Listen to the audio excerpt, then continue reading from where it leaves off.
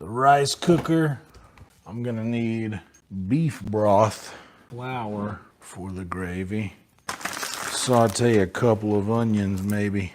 I'm gonna need the rice. Look at the size of these chops, dude. A little butter in the pan, a bit of bacon grease. That'll make a lot of gravy.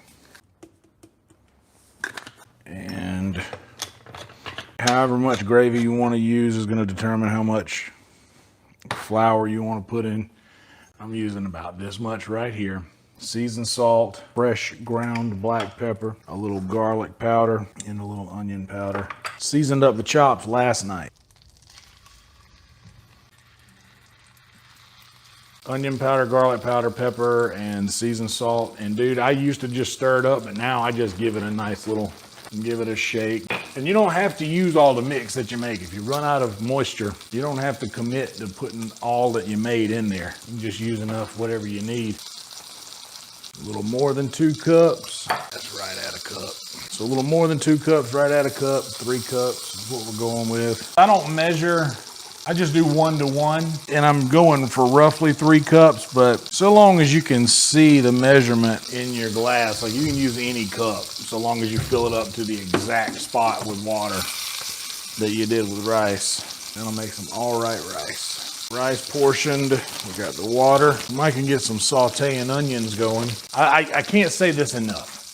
Get some nice stainless steel pans. I got these on discount because they have these little ripples in them. I wish it were flat, but I got these super cheap years ago and I've used them for so long. Something that you can snatch around and like flip stuff in. Get good pans. Get our rice ready to wash here in a little bit, but first let's go ahead and chop our onions. These pork chops smell nice. They're thick as hell, so I'm gonna leave them there for a bit. Just over here chopping some onions while y'all enjoy the sweet sounds of pork chops getting comfortable with their heat, accompanied by the rhythmic chopping of onions on a cutting board. If you are enjoying any of this content, please do me a favor, like and subscribe. The onions get the same butter and bacon grease treatment. And boy, these pork chops are living their best life. Are you guys hearing that? Oh, hell yeah, bro. Y'all, check that out, dude. Now we are washing rice, y'all. Can't stress this enough. You can get one for Amazon for probably $20 or less. If you're bad at cooking rice on the stove like I am, get a rice cooker. But more importantly, no matter how you make your rice, wash it off first. It only takes about 3 or 4 passes, and you'll notice that milky water that drains off of the rice slowly turns a little bit more and more clear every time. Wash your hands first, and then just stir it with your hand. Like I'm literally just, my hand is in here, stirring this around, and then I drain it like until I can clearly see the rice. Pour the water slowly, rotate so you can rinse all the rice off. Get it on flat counter. A little shake to get it flat, ready to turn on whenever I need it. Let's get these onions in here. Per the use, guys, if you're looking, it ain't cooking. Turn your back to it. Wash your dishes. Right now, we are completely done with the cutting board and the knife, so it gets a nice quick bath. Oh, hell yeah. That's real nice and crispy there. Just rotate them around a little bit, get a little bit more on these parts, and them's ready.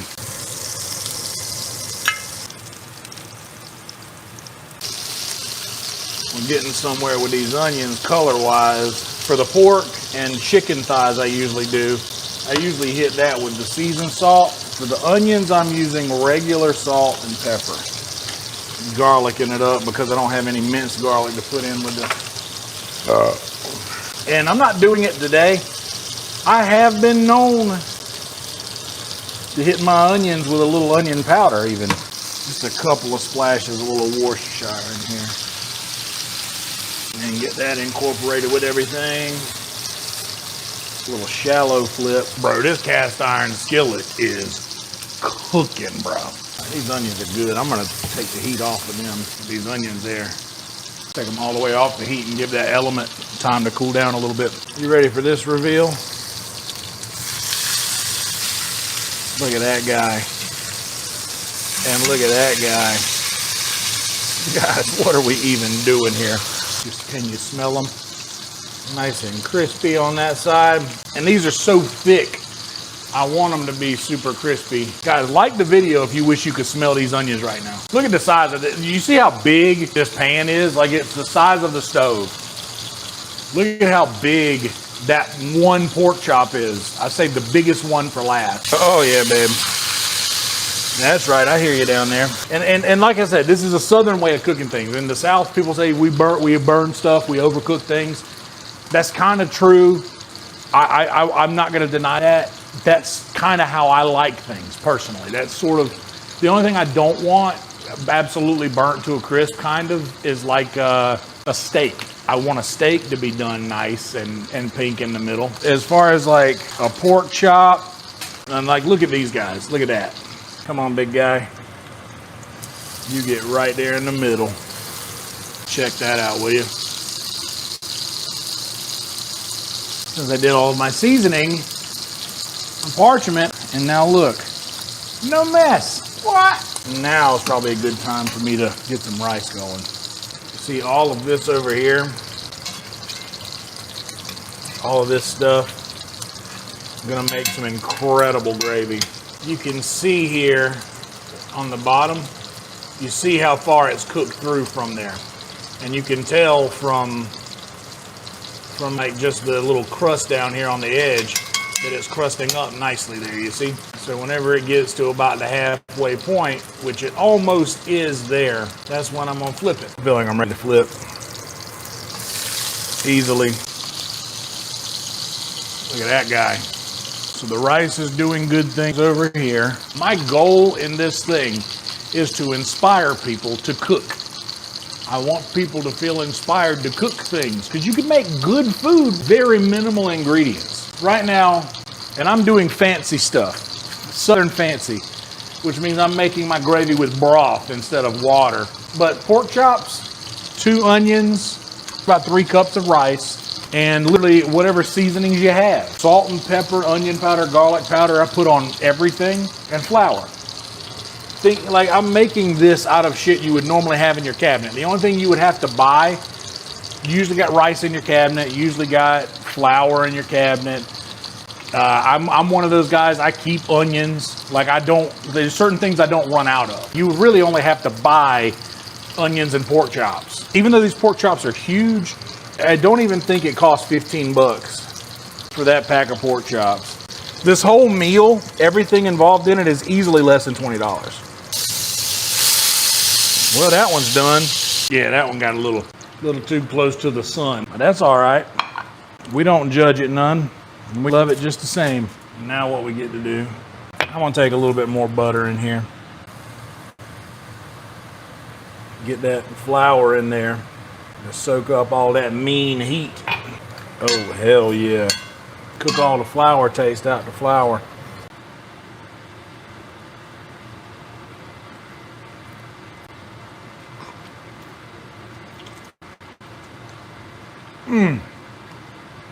Boy, I got a good pork chop. I told y'all I do. Now look at that.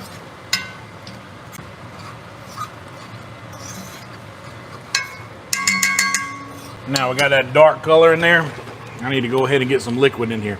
Now I got to pour and stir now.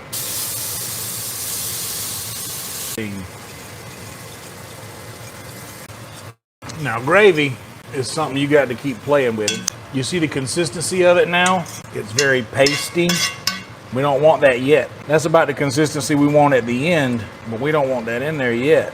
Basically, the game you play with gravy is you want it to kind of comfortably stay in a liquid state for an extended period of time. It got to like the gravy consistency too quick, and then you just get comfortable with stirring. So this is a liquid consistency, but it's too early in the process for it to be still as firm as it is. So I'm going in with more broth. Now that's what the consistency I want looks like. Y'all see how it's rippling nicely, like this is a proper liquid? You want it to stay like that and then thicken up multiple times to make the gravy that I make. Well, if you guys can hear, I'm meeting no resistance on the bottom of this pan at all, which means all that stuff that was cooked on the bottom is now up. This white flour got browned up nicely with what was on the bottom of the pan, and then adding the beef broth ended up pulling up the rest of that. I'm gonna stir this. I think that might be about all the gravy I'm gonna make. I was showing you guys like how the amount of grease that was in the bottom of the pan that we were cooking them pork chops in, like the amount of grease that was down there called for a hefty amount of flour. And to be honest, I probably could have went even a little more flour, but what I did was fine. It's gravy. It's gonna all come out in the wash. And so long as you repeat this process in the same way that I did it, you're gonna come out with something pretty decent. You do not want to burn your gravy. You never want scalded gravy. That's why it's important to stand here and stir as much as you can. Like, do not get bored with the stirring part of it. This is just how it is. This is what you got to do. Keep it moving around. That way it doesn't have a chance to burn or scald on the bottom, because you're already making it out of stuff that's kind of been burnt and scalded onto the bottom of the pan. All of this nice color. And by the way, I am using beef broth, which is a darker broth than I usually use. I usually use chicken broth, but that same thing happened. The gravy ends up getting to about the same consistency and color. So now you guys are seeing the bubble. Watch when I stop. You see how it immediately bubbles in the middle there? I'm gonna go ahead and drop this heat down to about 3.5, 4. And this is it, dude. Just stirring gravy, bro.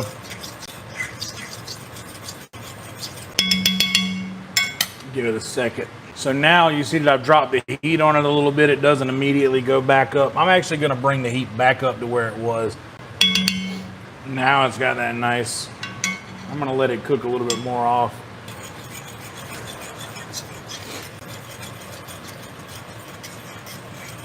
I'm gonna pull it down to even lower, giving it the scrape test. You guys see it rippling up against that wall there, but the whole thing's not like a giant flimsy ripple now.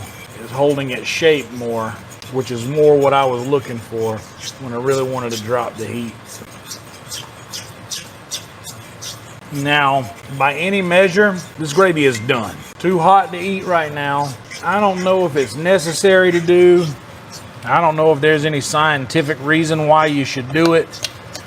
And I don't even really have a good reason as to why I do it, but I like to drop the heat somewhat gradually. When it's on high heat, and by the way, high heat for me is like medium. I never cook anything higher than medium. Like, that is a tremendously rare occasion. Now the grill, that's wide open the whole time. You guys are seeing the scrape test. It's taking a bit longer for it to come back, and you can see the bottom of the pan. So our gravy is telling us that it is almost ready. But yeah, drop the heat gradually, bring it on down to low now. And I always reference one of the simplest meals that anybody can make. It's a go-to for single people everywhere, or families that are looking to save money, or people that are just simply learning how to cook. A really nice intro into cooking things is Hamburger Helper. One of the main things that Hamburger Helper taught me was that reduce heat, let simmer, sauce will thicken as stands. That's always been a thing that was on the back of a Hamburger Helper box. That is the process that I apply to making gravy. I really stretch out the amount of time that it takes to thaw, like to drop the heat. Here we are. Now I'm killing the heat completely, and I'm going to pull this gravy off of that hot eye. So now the rice is done and being warmed. The nicest way to test your gravy to see if it's good gravy is it will make a film on top, you see. Like, you see how it like ripples together? You can see the film that accumulates on top. That's what I like. Look at that. Like it won't even, it's taking it a while to drift back to the center there. Kill the heat on the onions. Let's make us a plate. Oh, one more thing. You don't have to do this. I like to do this. The plate that the pork chops were on, pour a little bit of that pork chop drippings off of the plate here. Not all of it. And then give that a mix. All that flavor from the bottom of the pan and those onions and these pork chops. And then, of course, the rice. And that's what that looks like with a little butter underneath it. What a meal we got in front of us. I'm going to go in to the worst part of this first. See how burnt it got? That bite first. I'm gonna be honest, it's fucking delicious. You see how juicy?